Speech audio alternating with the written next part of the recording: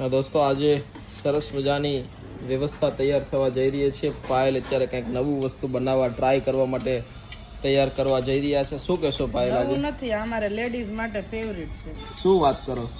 પાણીપુરી. શું વાત કરો? પાણીપુરી બનાવવા જઈ રહ્યા છો? અરે વાહ, અમારું ફેવરિટ અને જૂનું ને જાણીતું. વાહ. આજે અત્યારે આ શું ચાલે છે?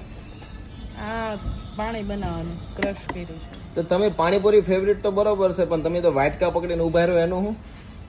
ઊભું રહેવું પડે, ક્યારેક મોઢામાં પાણી આવી જાય તો ઊભું રહેવું પડે. શું કરું? તો આજે તમે આવી રીતે જો મહેનત. પૂરી.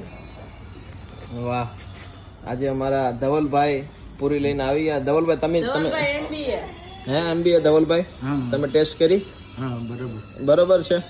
અમારા ધવલભાઈ છે ને એની પાછળ છે ને બહુ મોટી રહસ્યની એક વાત છે કે જ્યારે હું ધવલભાઈ રેસ્ક્યુ કરવા પહેલી વાર ગયો ને ત્યારે મારી સાથે જે વ્યક્તિ હતો ને એ વ્યક્તિ કોઈ નહોતું, માત્ર ને માત્ર પાયલ જ સાથે હતી. શું કહેશો એ વ્યવસ્થાની વિશે? વ્યવસ્થા એટલે પેલો પાવાગઢનો ડુંગરો હોય ને એવો ડુંગરો કર્યો તો અહીંયા સુધી. તમે વિડીયો જોજો.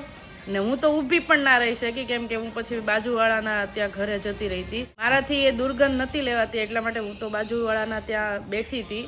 પણ ત્યાંની હાલત બહુ જ ખરાબ હતી. તમે વિડીયો જોઈ લેજો એકવાર. અને એ જ વ્યક્તિ સાથે આજે આપણે પાણીપુરી ખાવાના છે. ધવલભાઈ, તમારી સાથે જ આજે તમારા બેન પાણીપુરી ખાવા. હે બરાબર. તમને જ્યારે હું પહેલી વાર લેવા આવ્યો ને ત્યારે તમારા આ બેન સાથે હતા. હા, ગાડીમાં લેવા આવ્યા બહુ સારું લાગે. હતા. હા, સારું લાગે. ગમે ને અહીંયા? ગમે.